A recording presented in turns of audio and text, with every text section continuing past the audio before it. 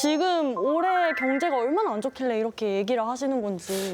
경제 이 상황을 볼 때는 여러 지표들이 있습니다. 근데 이제 전반적으로 볼 때 우리가 볼 수 있는 게 경제 성장률, 또 수출, 그다음에 아마 부채나 빚 이런 것들이 제 생각에는 매우 중요한 지표가 될 것 같습니다. 근데 이제 가장 중요한 게 올해 경제 성장률 전망치가 역대급으로 낮습니다.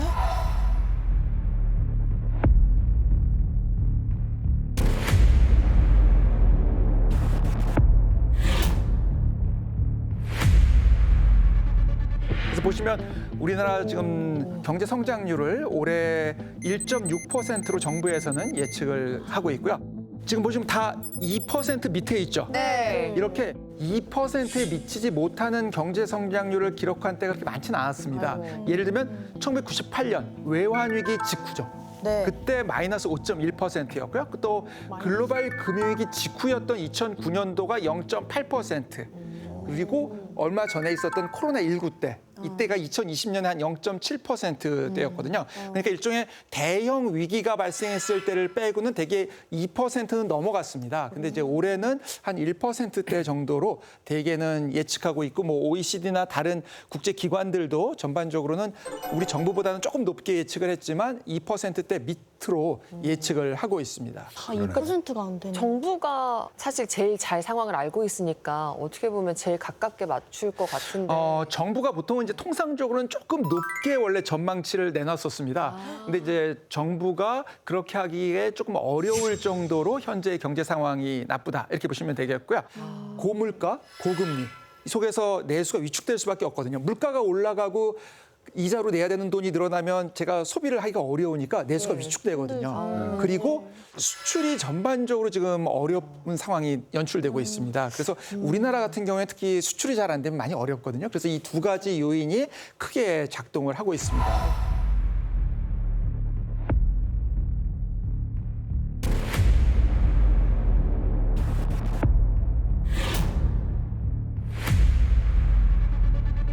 그래서 보면 작년에 우리나라 무역 수지 적자가 사상 최대였습니다. 문제는 경상수지나 무역 수지가 안 좋아진 시기 이후에 경제에 어려움이 생겼습니다. 대표적인 게 1997년 외환위기입니다. 그다음에 2003년도에 신용카드 부실 사태 기억하시는지 모르겠는데요. 그때도 무역 수지, 경상수지 크게 악화된 상황이었고요. 2008년도 글로벌 금융위기 때도 우리나라가 그러한 상황이었습니다. 근데 사실 지금 경기 좋지 않은 거는 우리나라만의 문제가 아니잖아요. 뭐 전쟁도 있었고 코로나도 있었고. 그런데 왜 우리나라 수출이 이렇게 악화됐는지 사실 버틸 줄 알았거든요. 일단 핵심적인 거는 우리나라 수출 품목 1위가 뭐겠습니까? 반도체입니다. 근데 작년에 이제 수출이 나빠졌던 가장 핵심 원인은 반도체 수출이 한 30% 가까이 감소한 탓이 큽니다. 이 보시는 것처럼 2020년 3월에 37.9%의 이제 증가율을 보였었는데 마이너스. 네, 6월, 8월에 11%, 8월이 되면 마이너스로 전환되고요. 작년 11월 같은 경우에는 마이너스 28%까지 떨어진 상황이 되겠습니다. 왜 반도체가 뉴스 보니까 대만의 TSMC 네. 거기는 되게 우리가 1위 많이 뺏겼다고 늘었다고 그러던데. 하던데. 네, 우리나라 이 반도체의 주력 제품이 메모리 반도체이고요. 주로 스마트폰, 노트북 이런 데 들어가는 겁니다. 근데 이제 글로벌 경기 침체가 생기면서 사람들의 소득이 떨어지게 되면 굳이 바꿔야 될까 이렇게 생각을 하는 거죠. 내가 이걸 바꿔서 새롭게 사용할 수 있는 서비스가 있으면 바꿔주거든요. 그러니까 특히 우리가 주력인 제품들이 지금 잘 팔리지가 않는 상황이 되고 재고가 쌓이고 있습니다. 어쩐지 결국 그 사람들이 이제 많이 안 사는 건 그게 문제인 거죠. 그러니까 재고가 쌓이면서 수요가 감소하니까 가격이 하락하는 거죠. 그러니까 비슷한 양을 팔아도 수출액은 줄어들 뿐만 아니라 판매되는 숫자가 주니까 전체적인 수출이 악화되고 있는 이런 상황이 되겠고요. 수출이 악화되면서 이게 앞으로 재고도 쌓이는데 굳이 투자를 해야 될까라는 생각이 생기면서 투자도 위축되고 있다. 이렇게 보시면 되겠고요. 그리고 또 하나 중요한 요인이 있습니다. 사실 우리 경제가 수출하는데 매우 중요한 시장이 중국입니다. 근데 막혔구나. 그렇습니다. 이 중국 수출이 좀 잘 안 되고 있거든요. 우리나라 반도체 수출은 실제로 한 40%가 중국을 향해 갑니다. 근데 아시는 것처럼 중국의 봉쇄가 장기화됐고요. 그 과정에서 반도체 수출이 감소된 거죠. 결국 이 반도체 수출이 개선되려면 세계적인 수요가 좀 좋아져야 되는데 세계적인 경기 침체가 지속되면서 상반기에도 그렇게 반등하기가 조금 쉽지는 않은 국면으로 생각이 되긴 합니다. 야. 근데 이제 문제는 새로운 서비스나 새로운 제품이 나왔다 하더라도 제가 빚이 많이 있으면은 네. 사고 못 싶은 사는. 생각이 잘 안 드는 거죠. 그래서 여기서 사실 끝이 아니고 문제가 실제로 하나 더 있는데 바로 부채, 빚입니다.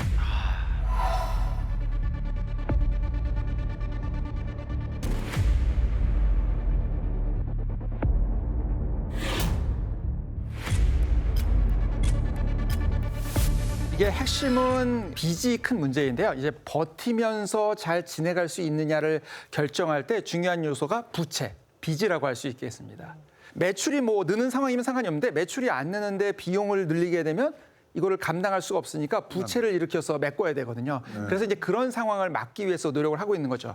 특히 우리나라 같은 경우에는 가계 부채 문제가 많이 심각하기 때문에 금리가 높아지면서 부동산 가격 하락 압력이 생겨 있는 데다가 과거에 이 부동산을 부채를 크게 일으켜서 이제 자금 조달을 하신 분들의 경우에는 어려움이 있을 수 있는 거죠. 그래서 일종의 가계 부채 리스크라고 볼 수 있고요. 네.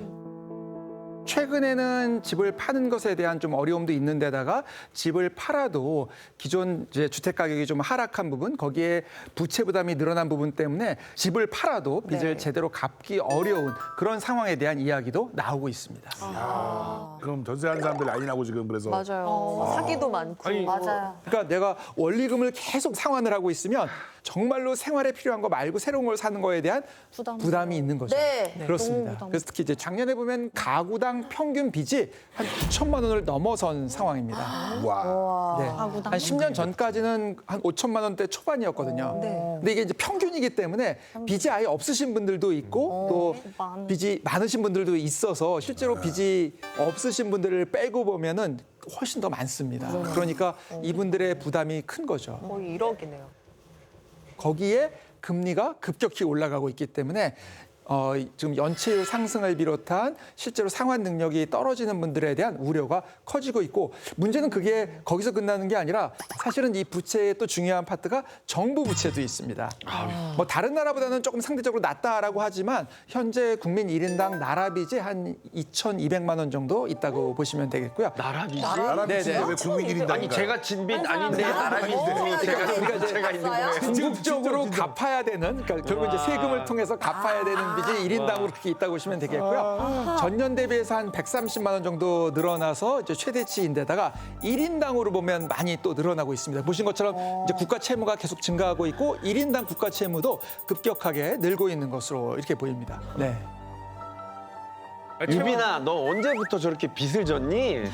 너 네 빚이야. 재밌지요? 쌤 채무 늘어나는 게 1년에 무슨 100조씩 늘어나네요. 이게 사실은 문제는 이 과거에 재정 위기를 겪었던 나라들이 있습니다. 이런 나라들이 재정 적자가 심해지면서 재정이 급격히 안 좋아지는데 그런 국가들의 속도에 육박할 정도로 최근에 안 좋아지고 있어서 문제의 심각성이 있다. 이렇게 보시면 되겠습니다. 우리나라가? 네, 그렇습니다. 지금 이제 우리나라 얘기를 하셨는데 뭐 우리나라만 문제는 아니고요. 어떻게 보면 미국만 빼고는 다 문제다. 왜냐하면 미국은 달러가 있습니다. 기축국이니까. 그렇죠. 기축통화 국가이기 때문에 달러를 원하면은 찍을 수는 있거든요. 근데 이제 우리나라 같은 경우는 그런 통화를 가지고 있지 않은 국가이기 때문에 결국은 이 빚이 늘어나게 되면 다른 이제 국제 금융 투자자들이 봤을 때 이 나라에 돈을 빌려줄 수 있을까? 아니면 이 나라에 투자할 수 있을까?라는 생각을 만들게 되면 돈이 이제 빠져나갈 수가 있고 그렇게 되면 부채를 상환하는 데 어려움이 생길 수가 있으니까 항상 조심해야 되는 이제 그런 상황이다라고 보시면 되겠습니다. 그러면 외환 보유고라는 게 굉장히 네네. 중요하잖아요. 네, 우리나라는 그렇습니다. 지금 요즘 어떻습니까? 우리나라 외환 보유고는 지금 좀 그래도 상대적으로 괜찮은 편입니다. 이 정도의 경제 상황임에도 불구하고 당장 97년도 같은 외환 위기가 발생하지 않는 이유는 외환 보유고를 상당히 가지고 있기 때문입니다. 근데 이제 문제는 결국 이 외환 보유고라는 뭐냐 하면 우리가 밖에서 수출해서 벌어들인 돈으로 생각하시면 됩니다. 그래서 이제 그걸 쌓아놓고 있어서 지금은 좀 괜찮은데 수출이 안 되는 시기가 지속될까 봐 걱정을 하는 거죠. 왜냐하면 수출이 지속돼서 안 되면 결국은 외부에서 벌어들일 수 있는 달러가 줄어들게 되면 이게 바로 위기가 될 수 있는 거죠. 이게 1997년도에 있었던 문제라고 보시면 되겠습니다. 우리가 그럼 전 국민이 미리 금모으기 운동을 해서 그 돈을 모아서 그 돈으로 나라를 살리면 어떨까요?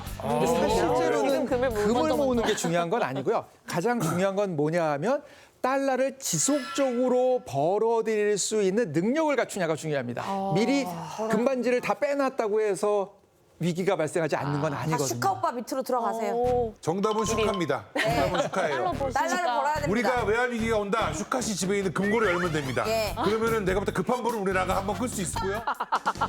근데 이제 뭐 지금 그렇게 설명하시지만 결국은 다른 나라에서 돈을 벌어들일 수 있는 달러를 벌어들일 수 있는 기업이나 사람들이 중요한 거죠. 어려움이 생길 수 있는 거고요. 근데 그게 없는 상황에서 이제 어떤 나라들은 중앙은행의 발권력을 동원해서 돈을 막 찍어가지고 그걸 뿌려가지고 살았던 경우들도 있죠. 그렇게 하면 어떻게 되냐? 물가가 올라가고 그 나라 통화 가치는 떨어지고 즉 환율은 급등하고 그러면서 발생하는 게 바로 국가 부도입니다. 그래서 이제 우리 입장에서도 중요한 게 외국에서 돈을 벌어들일 수 있는 달러를 벌어들일 수 있는 기업들을 가지고 있고 또 국가 채무가 너무 크게 늘어나지 않게 하고 이것들을 관리해 나가는 게 이제 중요한 요소가 되는 거죠. 특히 지금처럼 전 세계 경제가 한파에 휘말렸을 때 이럴 때일수록 그 의미는 더욱 중요해지게 됩니다. 근데요, 쌤, 그러면 지금이 외환 위기를 걱정할 정도는 아니라는. 지금 당장은 뭐 외환위기다 이렇게 말씀드리진 않지만 지난해 이제 9월이었는데요. 미국 블룸버그 통신에서 아시아의 제2의 외환위기가 나올 수 있으니까 경고를 한다. 뭐 이런 얘기를 하고 대표적으로 어려울 수 있는 통화로 원화를 지목한 점이 있습니다.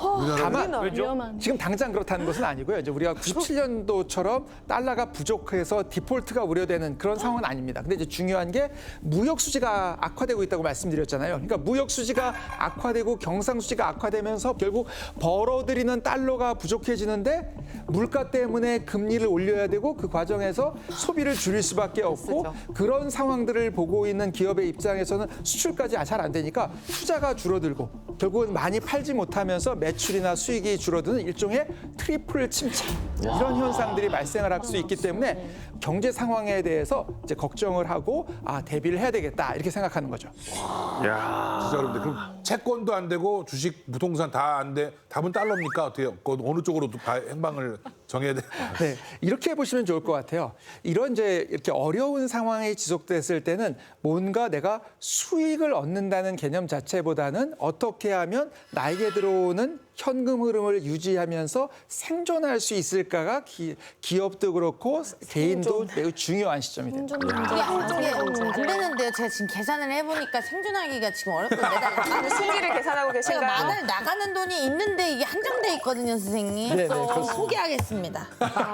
제가 유명한 그 경제 유튜버를 한 명 알고 있거든요. 그거 좀 뭐 구독자 좀 되고 달러를 좀 갖고 있는 그런 유튜버인데 네. 그분은 이제 하반기는 나아지지 않겠냐 이런 얘기하고 있거든요. 그분 혹시 좀 가까이 계신가요? 모르겠습니다. 뭐 하여튼 뭐 있는데 이렇게 돌리시는 가까이 분? 계신 것 제 같은데. 주변에 한번 있는데 하반기는 좀 어떻게 좀 그러니까 사실은 상저하고라는 얘기를 많이 합니다. 왜냐하면 상반기에 보통 안 좋을 때는 하반기에는 나아지려는. 네. 그다음에 상반기에 좀 좋으면 하반기엔 좀 안 좋아질 수 있다. 왜 그렇게 얘기를 하냐면 경제라는 게 사이클이 있습니다. 네. 이제 흔히 비즈니스 사이클이라고 그러는데 경기 변동이 있거든요. 그러니까 올라가면 내려가고 내려가면 올라가기 때문에 이제 보통 상반기에 올라갔으면 하반기에 내려가지 않을까. 상반기에 내려가면 후반기에 올라가지 않을까 이렇게 생각을 하는 건데 현재는 이제 지금 당장 그렇게 보기에는 좀 어려운. 그래서 오히려 아까 복합 위기적인 성격이 있다 이렇게 말씀을 드리는 거고 뭐 하반기에 뭐 절대로 좋아지지 않는다 이런 말씀을 드리는 건 아니지만 이런 상황에서는 대비하실 때 안 좋은 상황이 조금 길어질 수도 있다라고 생각을 하시면서 대비라는 게